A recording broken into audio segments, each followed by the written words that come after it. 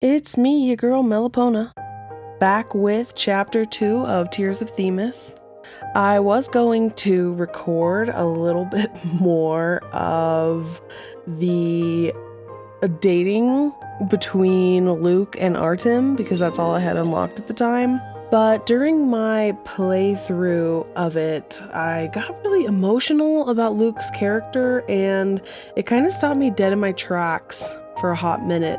So I figured the best thing to do would be to play a little bit more and figure out what's going on so that I'm not just live reacting to everything. And now that I've done that and I've sat with it for a little bit, I do feel confident moving forward. So we're not going to do the dates yet, but we'll do that soon. We are going to start in chapter 2. So it looks like we're finally outside of Vyn's house, which looks quite colonial for Stellis. It seems like Artem recently took on a huge case. He's been putting in a lot of overtime. He asked me to deliver some documents to Vyn Richter, a psychologist.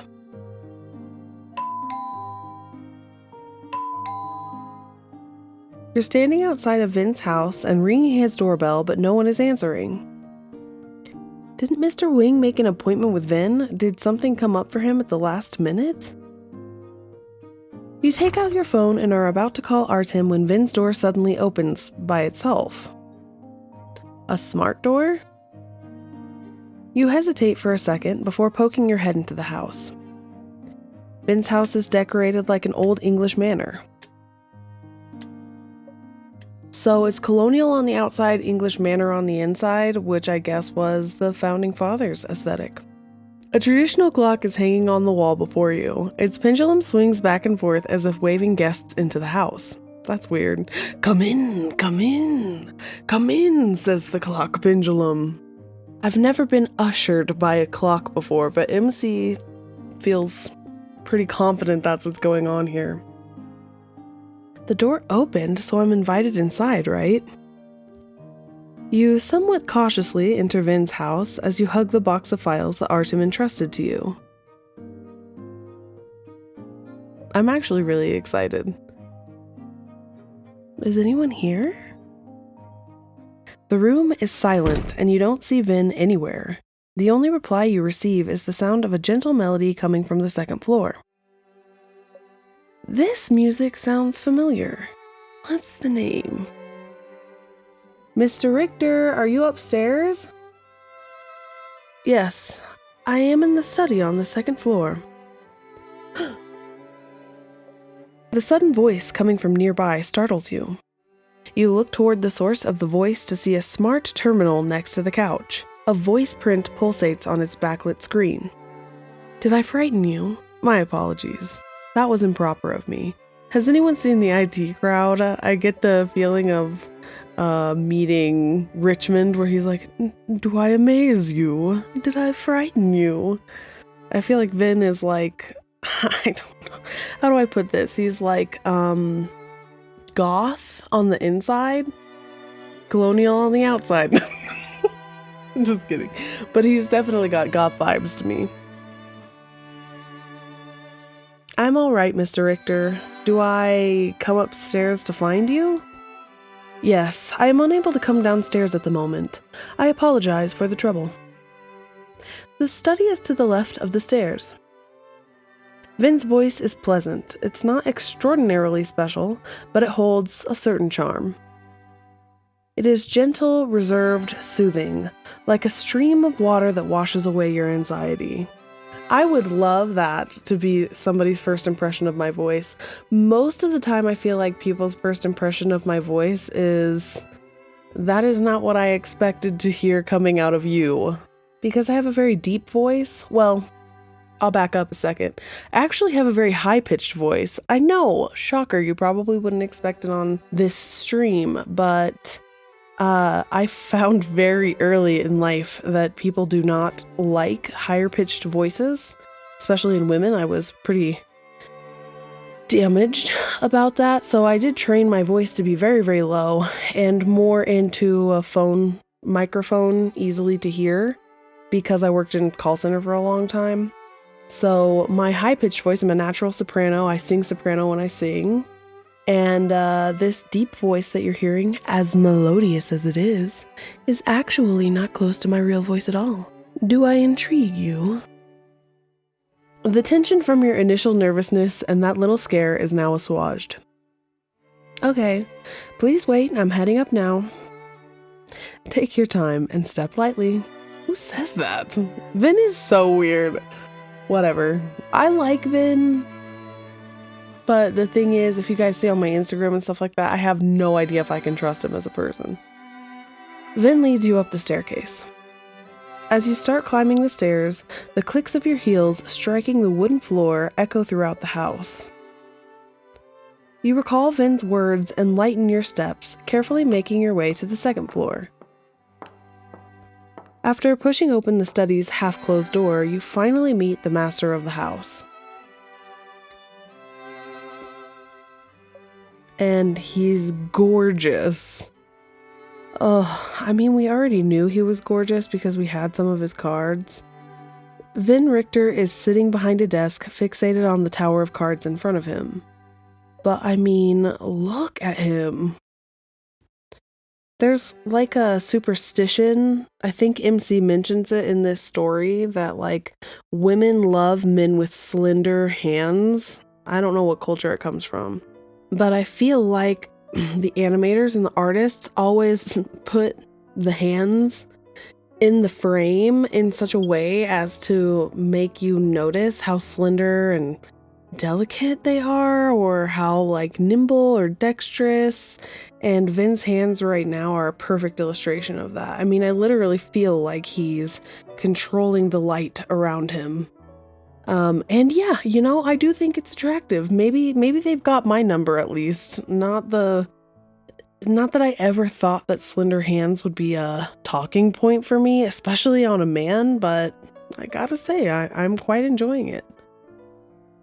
As you enter, Vyn manipulates the last two cards with his slender fingers and calmly places them on the top of the tower with measured precision.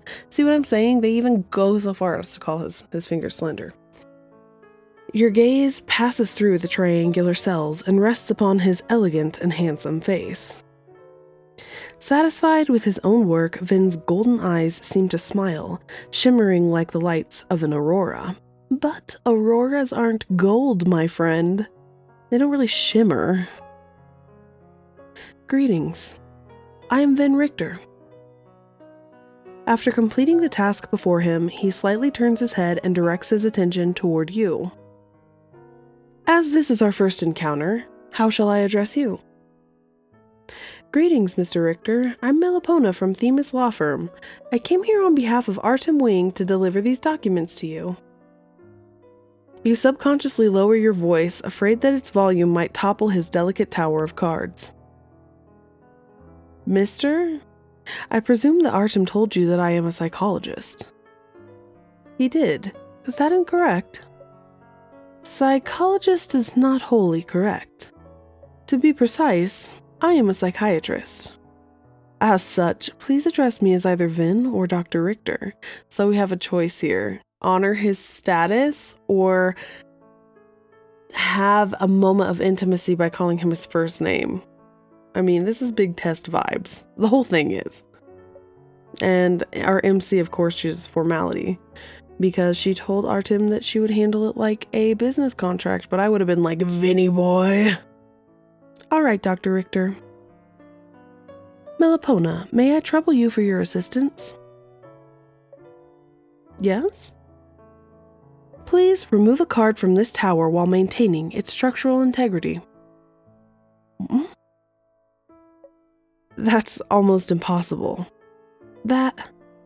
Dr. Richter, I'm afraid it's theoretically possible, but if it were you... Dr. Richter, it's highly likely that the tower will fall if I take a card. So, you are refusing my request? I don't want to ruin your efforts. Worry not, that is of no concern. Then, I'll give it a try? You approach the desk, take a deep breath, and calmly analyze the card tower. Alright, so it looks like we've got 3 places that we can pull from. And in my analysis, I tried to pull last time from a card that looked like it had double so that it might stand, but I think maybe pulling from higher up. No. As soon as you try to draw a card, the tower collapses. Only now do you notice that all the cards Vyn used are the Ace of Hearts. That was the first thing I noticed when I look at the card tower. Your judgment just now was correct. I'm sorry, Dr. Richter, you must have spent a lot of time building it. There is no need to apologize. However, now that you know how events will unfold, if you had the chance to turn back time, would you refuse my request? You're surprised by Vyn's question. You mean, would I still make the same choice if I could foresee the results of my action? Exactly. Your understanding is correct. If you could foresee the outcome, would you refuse my request to draw a card? Vyn repeated his question. Are you afraid to refuse? You need not be. Most individuals would choose to refuse. It is only human nature. No, I think I'd still try. MC is clearly a gamer. Oh, why is that? My answer is in the piece that's been playing, Dr. Richter. You look at the phonograph-styled stereo in the corner of the study and finally recall the name of the song that has been playing on repeat. It is Haydn's String Quartet in C major, Emperor. You have sharp ears. Why do you believe it holds the answer? Vyn walks to the phonograph-like stereo and starts playing the song from its middle. This is the second movement from Emperor. This movement has 4 variations, but they all carry the same theme and melody. They portray Haydn's hopes and dreams. He hoped that his country would be everlasting, no matter how the world changed. But the only constant in the world is change. And so what if I knew that the cards would collapse? I could always pick a different card. Maybe the outcome would change. Even if I drew the same card again, the outcome might be different, depending on how I remove the card, right? I believe that we shape our own fates. Upon hearing your response, Vyn is taken aback for a moment, but then he smiles and applauds you. That was a marvelous answer. The best one I have heard yet. You flatter me, Dr. Richter. You are exceptional. I hope that you will always remember your words today. Even if there comes a day when the world is against you, may you still stand by your decision. So, how would you answer the question? I definitely would try again because, in my opinion, it's a game, right? Is there a path to failure every single time? Well, my first instinct was to analyze if there was a double card anywhere. Of course, speed and deftness, like dexterity, would counter it. I probably wouldn't have been as eloquent as the main character here, talking about the change and Haydn's Emperor and all of that, but I definitely would have come at it from the angle of gamesmanship. It's no fun to just refuse a game. It's no fun to just refuse a challenge. I think I would have definitely said I would go again, but apparently I wouldn't have impressed him as much as the main character did. But that's okay, because Vyn seems hard to please. What are you thinking about? Reflecting upon that song? Vyn places a cup of black tea next to you and sits across from you. Yeah. I played the violin when I was young, but I've barely touched one since starting university. Now that I think about it, I'm really out of practice.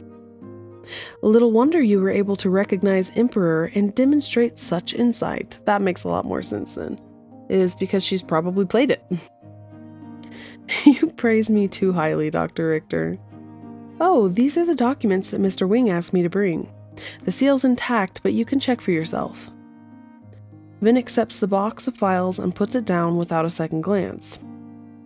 You're not going to take a look? No, these documents are no longer important as I have received something more valuable. You fail to understand Vyn's words.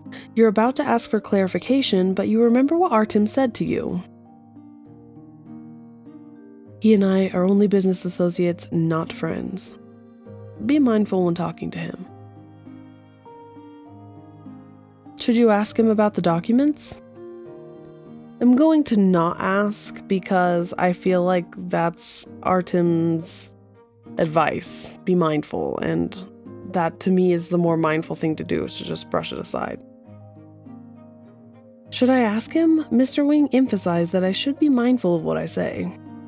I better not, since it's not really related to work. Yeah, my thoughts exactly.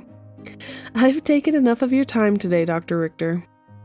You stand up to bid Vyn farewell. I still have work to do at the law firm. You've received the documents, so I'll take my leave. Not at all. I enjoy conversing with you. I also really want to ask you some questions about criminal psychology. Maybe another day? There is a psychology research institute in the higher education district. I am there on most weekends. If you require assistance, you may find me at any time. No appointment required. That's very kind of you. Thank you so much. There is an art exhibition at Stellus University this weekend. I know not whether you hold interest in the arts. Well, you do know that because she just talked to you about how she was a violinist and can identify classical music pieces. Maybe he is talking about the painting arts, but he just said the arts, so sometimes for all of Vyn's suaveness, I feel like he's just a little confused. If you have time, would you care to accompany me? I'm not sure if I'll be working overtime on Sunday. Shall we reevaluate on the weekend? Okay. Vyn escorts you to the door and specially calls a taxi for you. I have matters to attend to, so take care on your way back. Thank you again. I'll be off. In the taxi, you take out your phone and dial Artem's number. The line's busy? You put down your phone. Gazing at the city streets flying by the window, you remember Vyn's words from earlier. Dr. Richter thinks that the files aren't important?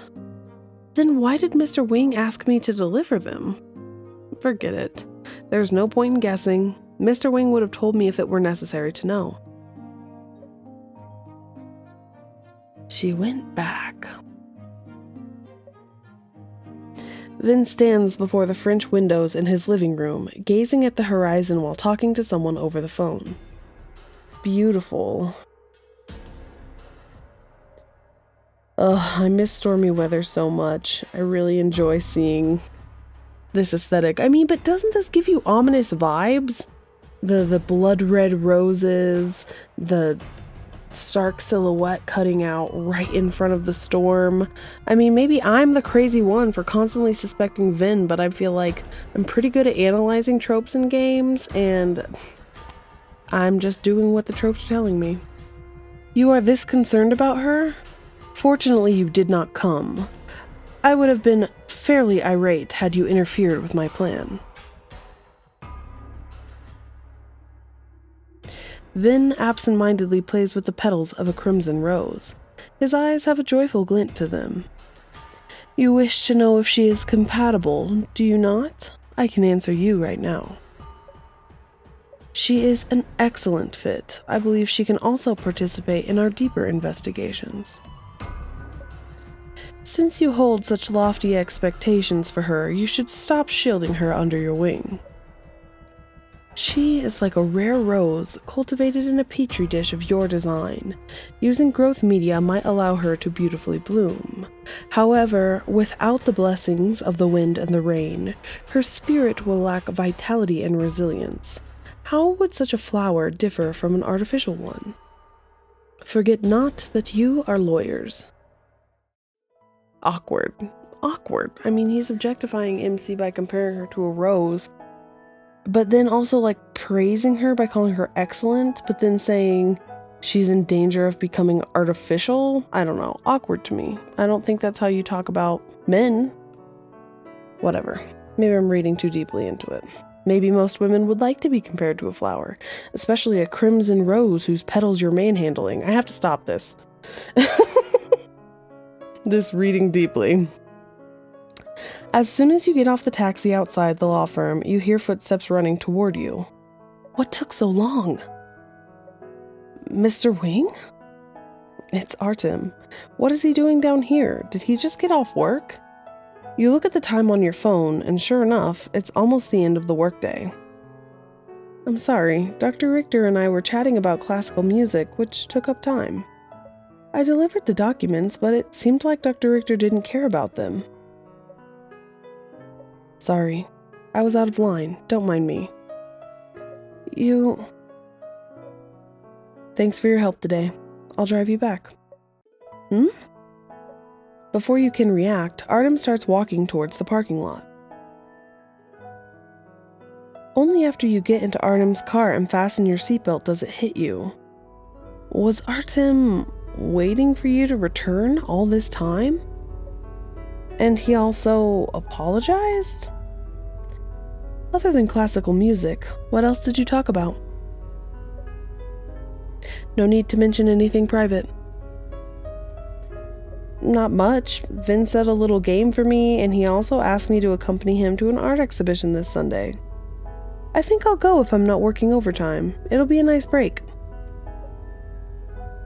Artem doesn't respond. That means he probably doesn't object. You suddenly have the inexplicable feeling that Artem is extremely wary of Vyn. Me too. Maybe you should be. Artem likely has a lot on his mind. Neither of you say another word for the rest of the drive.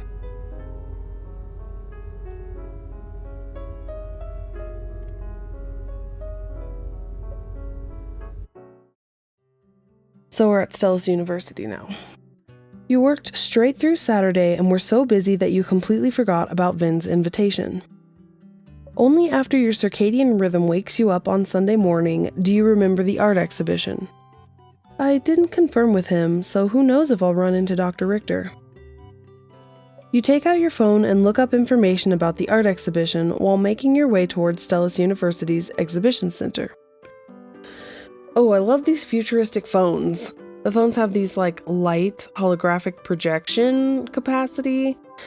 I won't get off on this tangent very long, but I will say that I wish phone technology developed faster because I feel like phones really haven't changed that much for the past decade and a half. Apple released the iPhone, it changed the world, everybody else copied it, and then nothing changed ever again. So I like looking at this kind of futuristic tech because, well, maybe you guys know this, maybe you don't. Fun fact about me, I studied futurism, specifically future technology in college. So I made lots of predictions about the way technology would go within the next 10, 15, 20, 30, 50 years.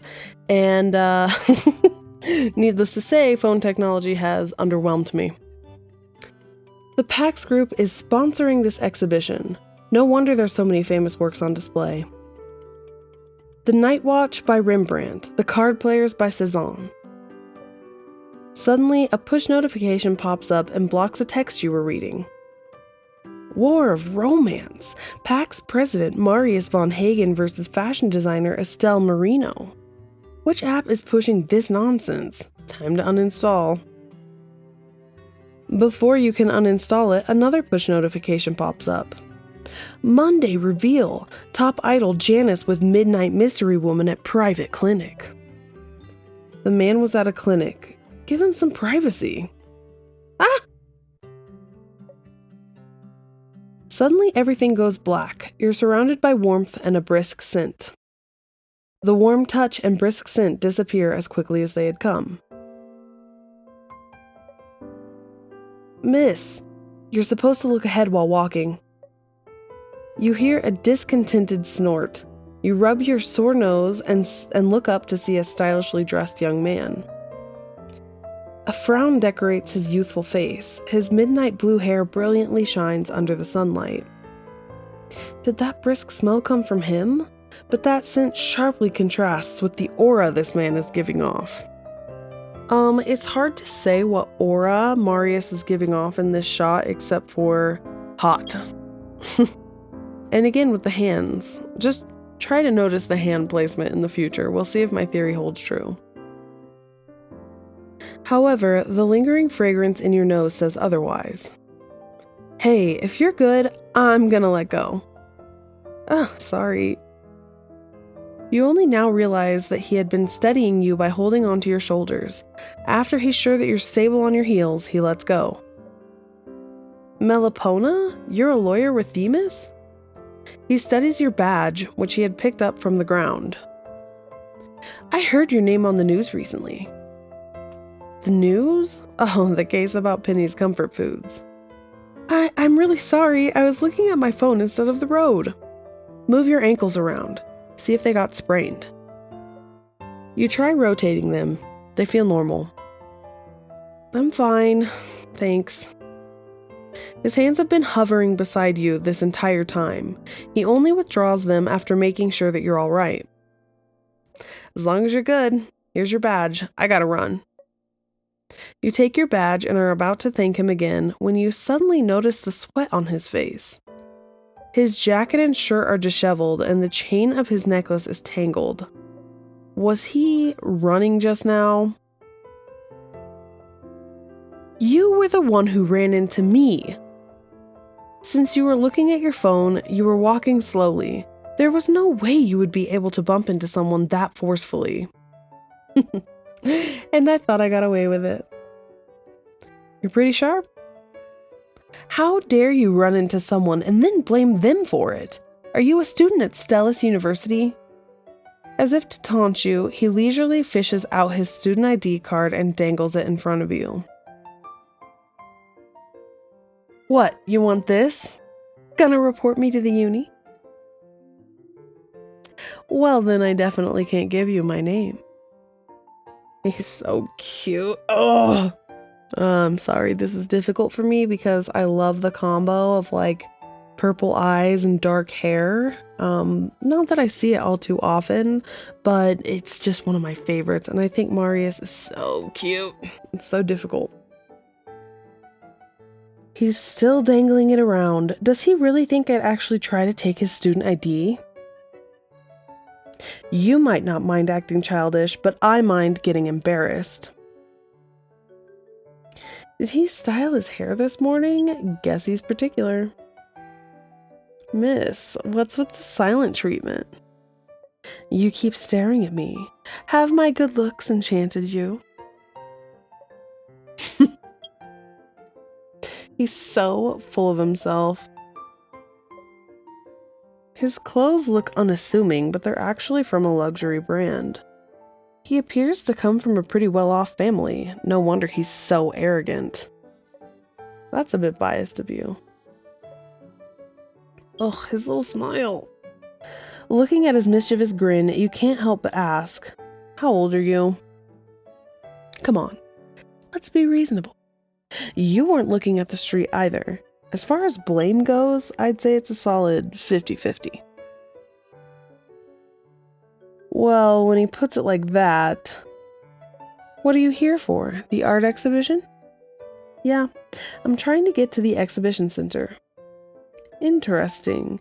You didn't look up where the exhibition hall was beforehand? It's the other way.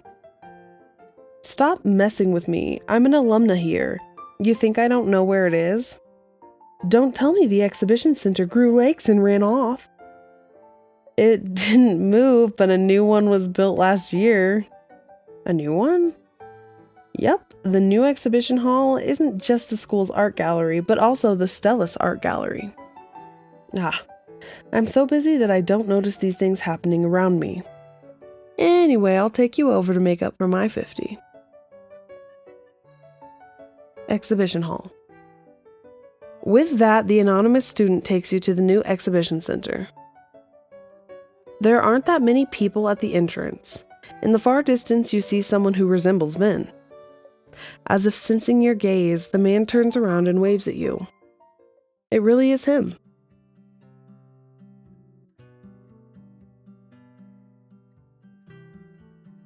The nameless young man brought you to the new exhibition center, and you chanced upon Vyn. Good morning, Melipona. Morning, Dr. Richter. He is the one who invited you here? When Vyn sees the person behind you, his smile gradually dissipates. Marius von Hagen, you are here as well. Ah, this is your university, so of course you would attend. Vyn. Marius von Hagen? The president of the Pax Group, your law firm's business partner? That Marius von Hagen? This is the first time you've seen Marius in person. You had previously only seen pictures of him in entertainment and finance news segments. This is the Marius von Hagen that those trashy push notifications were talking about? The shock on your face may be too apparent, for Vyn instantly reads your thoughts. Indeed, this is Marius von Hagen in the flesh. You two know each other? Of course, they're both hot, MC, and they both like you, so they have to know each other. Looking at Vyn and Marius, it is as if Marius really doesn't want to see Vyn. Come on, who'd be happy to see their own private tutor? Private tutor? You remember that Vyn is a few years younger than Mr. Wing, but Marius must be in his 20s. What's with this age difference? He recently returned from his studies abroad. He had graduated early and is now a master's student at Stellus University. His father deemed it necessary that he be educated in the fundamentals of psychology, so I was hired as his private tutor. There may have been a generation gap if the tutor were older, so his father sought me out. Am I that transparent, or are you two just this perceptive? Between the two of them, they were able to answer the questions I hadn't even asked yet. Thinking about it, an older professor wouldn't be bad after all. Thank you for escorting my acquaintance here. We will be viewing the art exhibition, so we shall take our leave. I'm also pretty interested. How about we go together?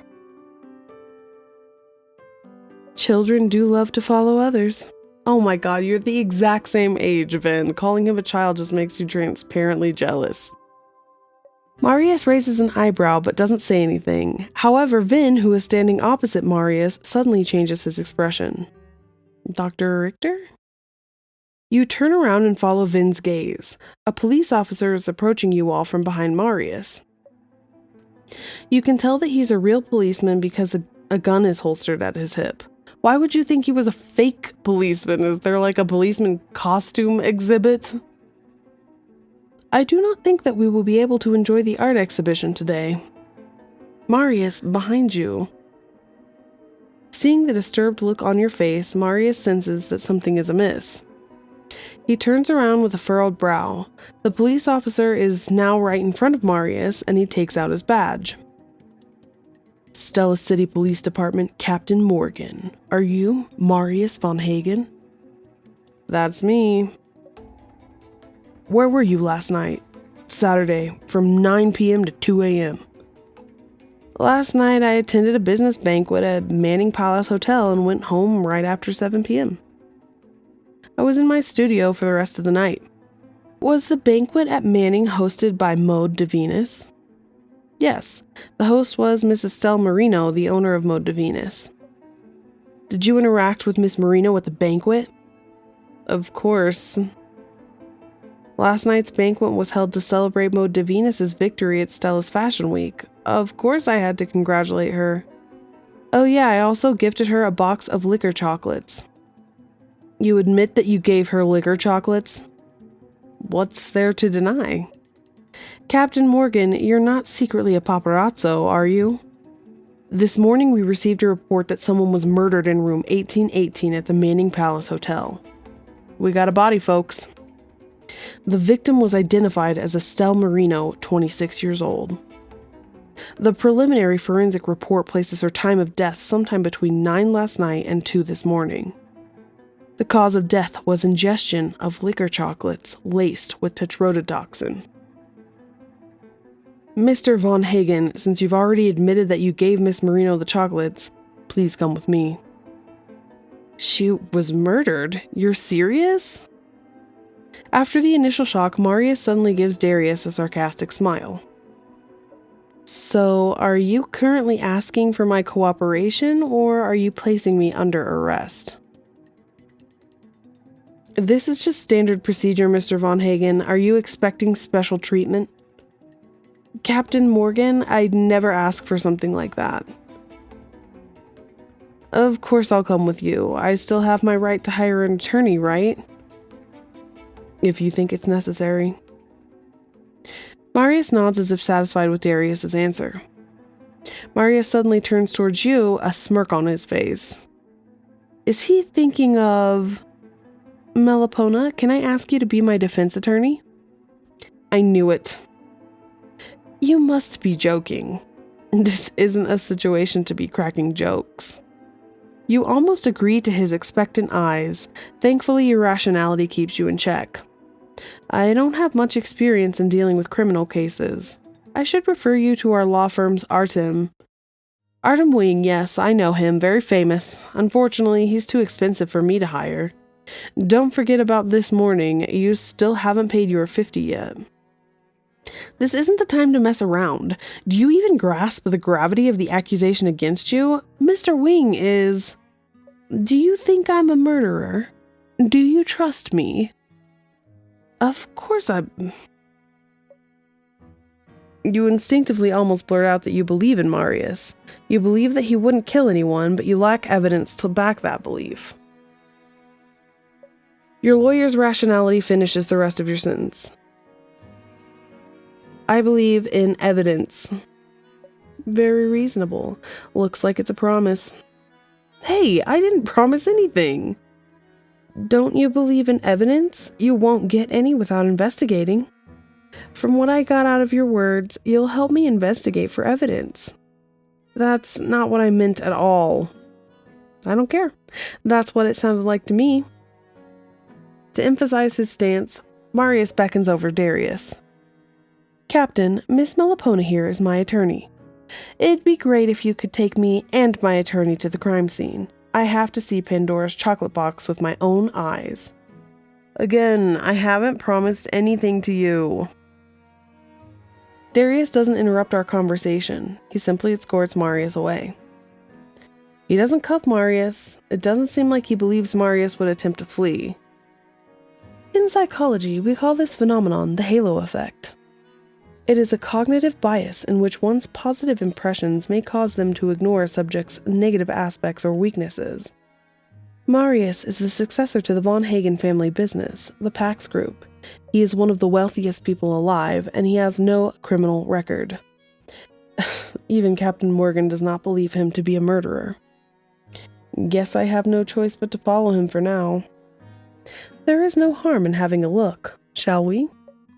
We? Yes, I shall accompany you. My area of expertise is in criminal psychology, so I may be of assistance. I'd feel awful if you missed the art you came here to see. It'd be better if Analyzing a criminal case is far more meaningful to my academic pursuits than works of art. Vyn speaks with sincerity. His golden eyes seem to warmly smile at you. You don't want to refuse him, especially since he's an expert in the field. You inexplicably find yourself convinced by him. Thank you for your time, Dr. Richter. Off we go.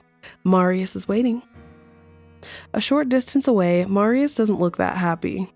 He's pouting like a kid who just got their toy taken away. How cute. Something that Marius said earlier suddenly hits you. Marius said he couldn't afford to hire Mr. Wing. Seriously? So, that's the beginning of Chapter 2. We did Level 2-1, 2-2, 2-4, and 2-6. Meaning next time, I hope we'll get to the investigation. I think that this chapter is really fun, and I love meeting the other two guys. I think Vyn is really cute, but there's something off about him. And Marius, honestly, is just adorable, but it's kind of hard to take him seriously since he might be a murderer. I don't personally think he's a murderer, but I also know because I've played through it. No spoilers here.